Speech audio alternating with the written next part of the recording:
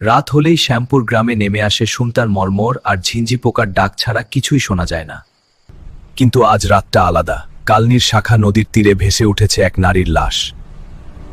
ঠিক তখনই শোনা গেল, শেখের বাড়ির সুলেখা নিখোঁজ।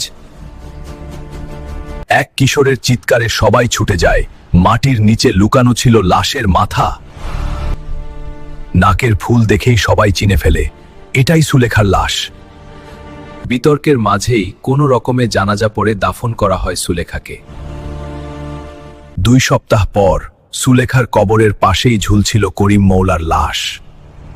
রহমান মৌলা ক্ষেপে উঠে আগুন লাগিয়ে দেয় সবুজ মিয়ার ঘরে। শেষ পর্যন্ত রহমান মৌলারও মিলল মাথা কাটা লাশ। রাতের বিভীষিকার পর ভোরবেলায় গ্রামবাসীরা এক জায়গায় জড়ো হলো। হাল্ক বাবা, আমরা খুব ভয় পাইয়া গেছি। হাল্ক, তুমি ছাড়া এই রহস্য কেউ বের করতে পারবো না। মানুষ মরতেছে, আবার লাশের টোপ পাওয়া যাইতেছে। সব কথা শুনেও হাল্ক তখনও চুপ। বাবা, আর লাশ দেখতে চাই না। ভয় পাইও না, সত্য আমি বের করবই। হাল্ক রাজি হয়েছে।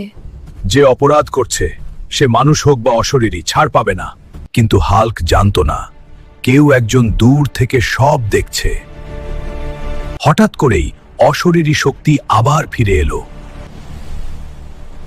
আমার বিচার না হইলে কেউ বাঁচবি না। হাল্ক, হাল্ক, আমাদের বাঁচা! থাম! নির্দোষ মানুষের ভয় দেখাস কেন? ওরা সবাই অপরাধী। অপরাধীর শাস্তি আমি দিব, তুই না। সেই মুহূর্তে সত্য সব সামনে চলে এলো।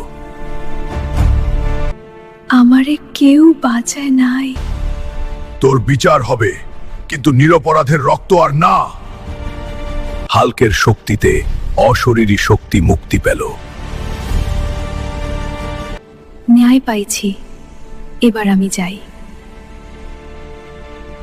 হাল্ক, তুমি আমাদের রক্ষা করছো। যতদিন অন্যায় থাকবে হাল্ক ততদিন থাকবে।